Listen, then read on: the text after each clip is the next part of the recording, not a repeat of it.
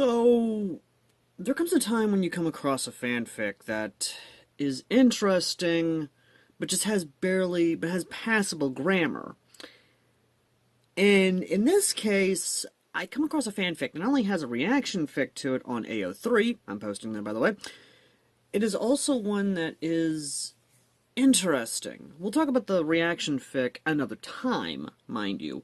But in this case, I want to talk about the Verdant Emperor. The Verdant Emperor? This. Okay, this. Just so everyone doesn't frickin' rail me in the comments section about it being grammar, and from this point forward, I will talk about the main character, Izuku Midoriya, Emperor. Or Tiny Emperor, as his bodyguards call him. And that's one thing I actually do like about this fanfic, is that this fanfic not only, of course, pulls up historical value of Japan from its unification wars. I know they're called something else, give me a break here. But also bringing up another thing entirely of Japan's own history in terms of its own wars themselves, or at least in this case a lot of other some semi-philosophical debates about, are they truly terrorists, freedom fighters, revolutionaries, or what exactly. But the big thing, sadly, is that it's kinda shit. Explain! Explain! Explain! Okay, before anyone who actually is a fan of this fic goes and frickin' hear me out. This could have been much more. This could have worked on so many levels. The author could have taken inspiration from not only Call of Duty, but also Battlefield. He could have also looked at actual relations between different nations. And here's the thing. The fact that Izuku Midoriya is quirkless, and even throughout this whole story, is building himself up as an emperor, as a leader of those who have been downtrodden by a society that is corrupt, by a corrupt, greedy government, and of course the corrupt and greedy Hero Commission. I don't like where this is going. It's such a beautiful setup that there are so many other people who could take inspiration from this and actually create their own version of this. Be it that Izuku Midoriya actually does create, again, an empire, actually becoming an emperor of Japan himself, or going as far as to being a socialist communist dictator, or even a full-on Republican, or a democratic leader, who basically, like us in America, overthrows his oppressive government and installs a true democracy. I love democracy. I love the Republic. A true republic, if you will. Again, there are many things that this could work with. I mean, again, there's a lot this could work with. But let's stick to the main fanfic itself and kind of ask the question, what worked, what didn't work? And what didn't work is the grammar, is the structure. The majority of the story is either a narrative point of view or just plain old Izuku Midoriya's point of view, or just, sometimes general point of view. We never actually concentrate on one character. We never really truly concentrate on the actual battles themselves. They're only ever just scraped over. Only ever just, yeah. And the sad thing is that me listening to Sabaton while having this on my mind, I've come up with better ideas for battles from Sabaton songs than I have from this shit. Not only that, but Izuku Midoriya actually going as far as to, I get that the author wants to make Izuku Midoriya basically a sort of pseudo-isolationist, not wanting other people to come help him. Even though other nations in this story, especially when the war begins, and yes, you heard correct, a war, Izuku Midoriya actually conducts a civil war. And the nations of the world, after seeing the crimes of the Hero Commission and their corrupt government, literally offer to bring them to the negotiation tables, try and help end this conflict. Here's the thing. Something the author apparently forgot. America is allied with Japan, or at least has U.S. bases on Japanese soil.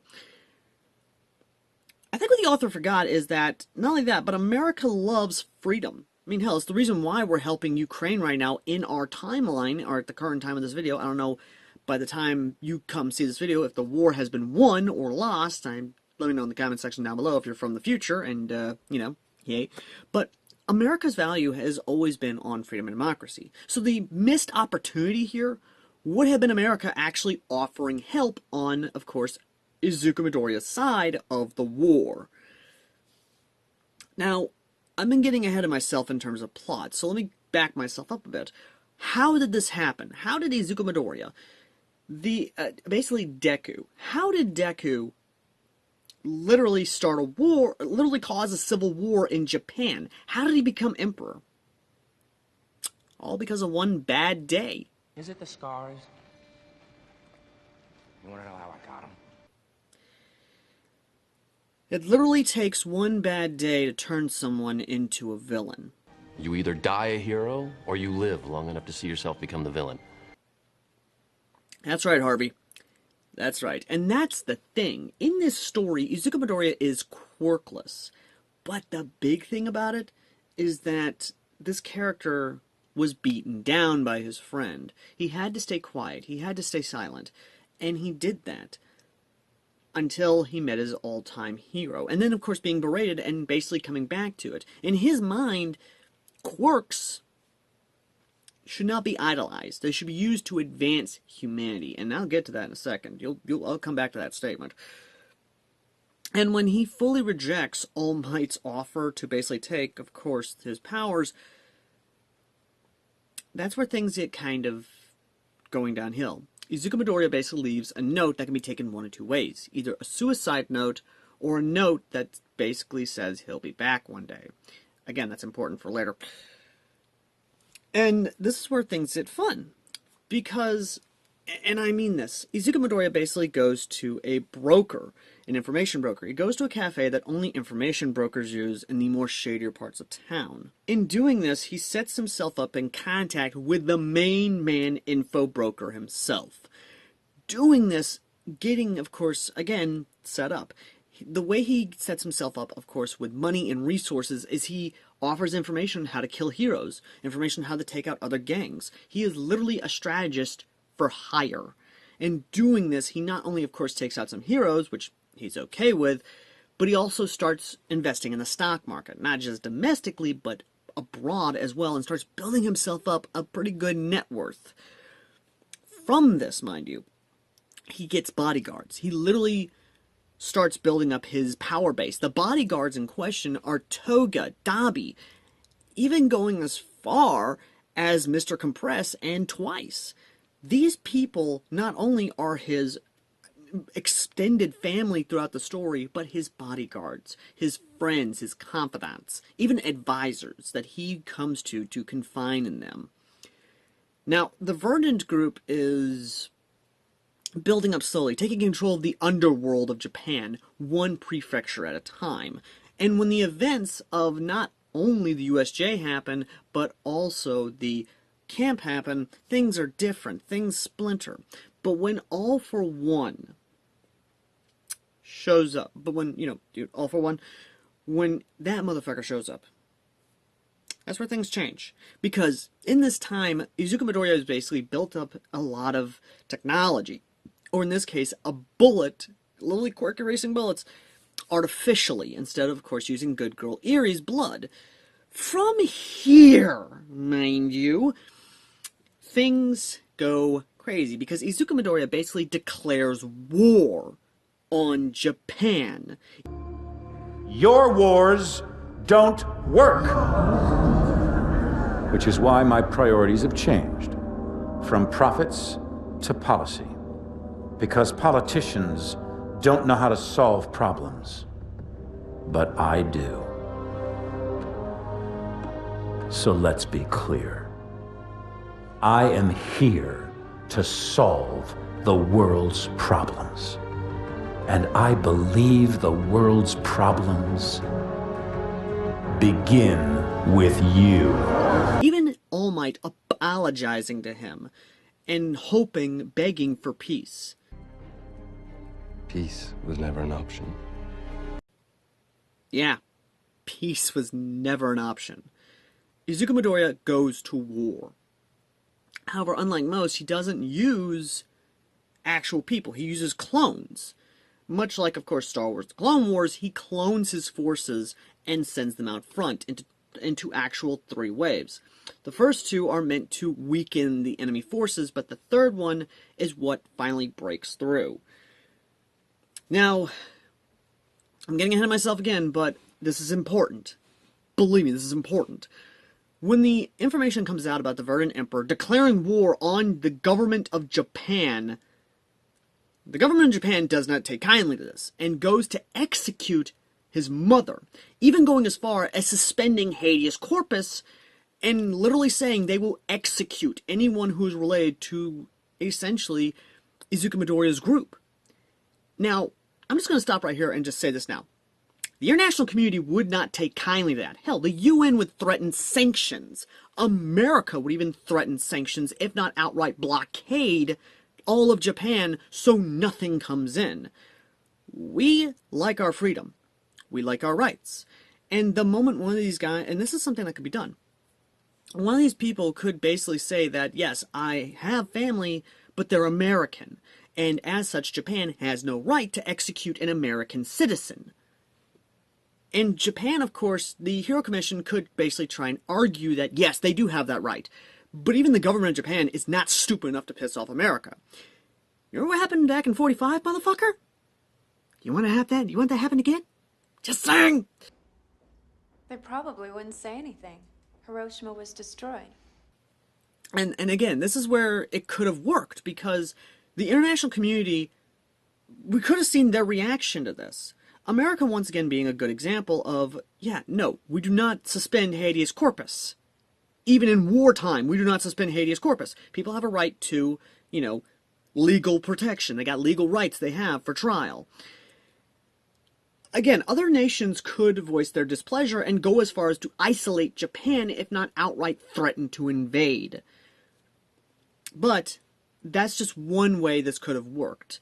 So, going back to, of course, Izuku Midoriya.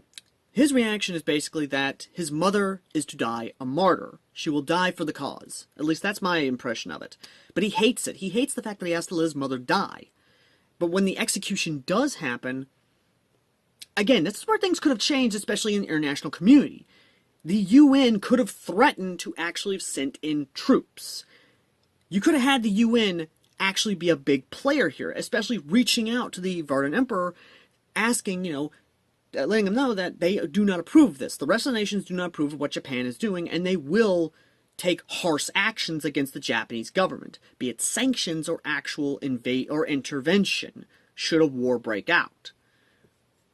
Again, so many missed opportunities here. But, moving on. Basically, Inuko does not die. Izuku Midoriya's mom does not die. Instead, they pull a good old-fashioned Old West thing of as soon as the rope drops, a bullet cuts it, and she's saved. That doesn't stop the fact that they basically move in, either kill or capture a lot of the diet, or, you know, anything like that, especially when they go to kill the Hero Commission president. But they don't do it. Instead, that's Hawks. Hawks, a child soldier, mind you. Yeah, I wonder how the UN's going to react to that when that information comes out. When that happens, Hawks basically kills her, and then fucks off. And now the war officially begins. Blood is spilled. And, again, that's how it is. And from there, the war, a lot of the war is never really seen. It's only talked about. It's only ever discussed. It's never fully talked about. We never see a point of view of a soldier. We never see the international community's reaction to the war. We don't see anything. And this is where the inspiration for Call of Duty and Battlefield could have came into play. You could have had Call of Duty style missions. You could have had Battlefield style missions, except it was of the Verdant Emperor's forces going in. Take inspiration from history, for God's sakes. I mean, hell, in the story itself, a lot of the international community even ask for them to come to the negotiation tables. And while, yes, Izuku Midoriya basically told them that the only way that they would stop is if either the Japanese government surrenders or they die, again, that's basically it. But what could have basically had the international community side with them over the Japanese government was the fact that during one of the conflicts, one of the battles, they never sound the evacuation horn for civilians until at least an hour into the fighting. That right there could have basically been the straw that broke the camel's back. That could have basically had it to where the international community sides with Izuku Midoriya, because at least he is trying to, mitigate loss of life, while the Japanese government, in fascistic style, is not. Are we the baddies? Instead, they don't care who they're bombing. They don't care who they're killing, as long as they're killing the enemy. Kind of sounds like something from World War II, doesn't it? Of course! Again, this is where Izuku Midoriya could have gotten international help. America could have volunteered to send volunteers, not actual military forces, but actual foreign volunteers for a foreign legion. The French could have offered the foreign legion. The British, actual aid for weapons and training and advisors. The UN could have basically stepped in like they did during, of course, the many Balkan conflicts. Well, again, if you haven't seen the Serbian conflicts, or at least the conflicts in the Balkans, and how the UN had to step in, that would be a good example to follow. But again, that never happens. And that pisses me off. Especially propaganda. Propaganda could have been a big role in this story. Izuku Midoriya's faction could have painted the Hero Commission and the Japanese government as a fascistic, Nazi-ish regime. They could have done that. Shit, when they basically bring up the fact that the Japanese government is drafting those with provisional hero license to the front lines, i.e. child soldiers, they could have painted them as absolute warlords who do not care for the next generation and will happily sacrifice their lives, much like the First World War, or some sort of African warlord. Even then, when the war does eventually end, when the UA surrenders, when Lemillion is captured, and all sorts of craziness happens, and I know I'm paraphrasing this, but this is a lot, and there's a lot in there that I really need to get out there. Izuku Midoriya basically, after winning the war finally, goes to the original Emperor.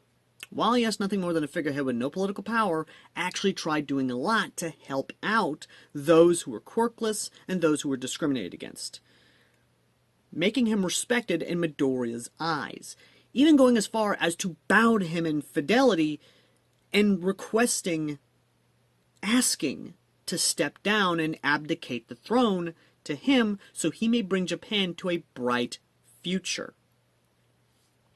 And that does happen. Izuku Midoriya is now, of course, the Emperor of Japan, of his empire. And his biggest thing, like I said before, the fact that quirks could help bring a bright future to humanity. Yeah, he basically wants to go to Space! I'm not joking on this. He actually goes as far as to build a moon base and even a floating colony, even going as far as to basically turn Mars into a mining operation. While he does say that, we couldn't terraform it because that would take a long time, bullshit, and you know it. With Izuku Midoriya's mind and his science team, as well as Nezu on that team, they could have created some form of terraforming technology and terraform Mars within a year. But no, you just want to be lazy and basically say, oh yeah, no, they don't. Not only that, there is so much missed potential with this. I'm not just talking about the conflict part. I ain't talking about the freaking propaganda part. I am talking about the international community part. I am talking about the fact that, you could continue this part. Hell, when Eri is brought up in the story, Eri is just handed off to UA, and that's it. Even when they get back together in a meeting, and she's brought, there's no anything. There's no connection. There's nothing. We don't know if she's even a princess now. We don't even know if she's officially adopted by Izuku Midoriya in the story. And that is a crying fucking shame. Look, I may have issues with the story in terms of its pacing, its missed opportunities, but it is a good fanfic if it's just something you want to kill time with. And there is a reaction fanfic there. And I will be covering that from AO3. I will leave a link to it, though, in the comments section down below. Again, pen comment down below. But this fanfic has so much opportunities with it that it needs to be taken. Someone needs to take this and actually improve upon it, actually make it better. Again, I don't care if you have to take inspiration from freaking Call of Duty or Battlefield for that matter, be it Battlefield Bad Company or otherwise, there is so much opportunities here that can work with this, that should work with this. And to the author, if you're watching this, again, I don't have an issue with you. I have an issue with your pacing and the way the story's written out. That's it. I love it for what it could be, not for what it is. And for what it could be a politically charged war story. It could be an inspirational historical comparison of Japan's past and future. It could literally be so much more. But you missed the opportunity and you dropped the ball. Anyway. Thank you all so very much for watching. As always, I've been Airsoft Al, and next time, I'll take a look at the reaction fic and kind of give my opinion on it as one who also is doing a reaction fanfiction. Not one, but two, and helping work on several others. Till next time, ladies and gentlemen, if you want to help out the channel, consider donating to the PayPal down below. One of our goals is not only, of course, a studio light, but also a Fallout neon light to replace the SRU poster behind me to go alongside our Fallout poster right here. And as always, ladies and gentlemen, I've been Airsoft Al. I shall see all you in the next video. Till next time. Later. Looking for that perfect game for your gaming console? Video Game Corner is the largest independently owned video gaming store in North Mississippi, located at 1519 Highway 72 in Corinth. We are an authorized limited-run retail store and have a massive collection of retro games and game systems, and also plush toys and collectibles. We also pay top dollar for your used video games. Check them out Monday through Saturday from 10 a.m. to 8 p.m. Visit Video Game Corner in Corinth.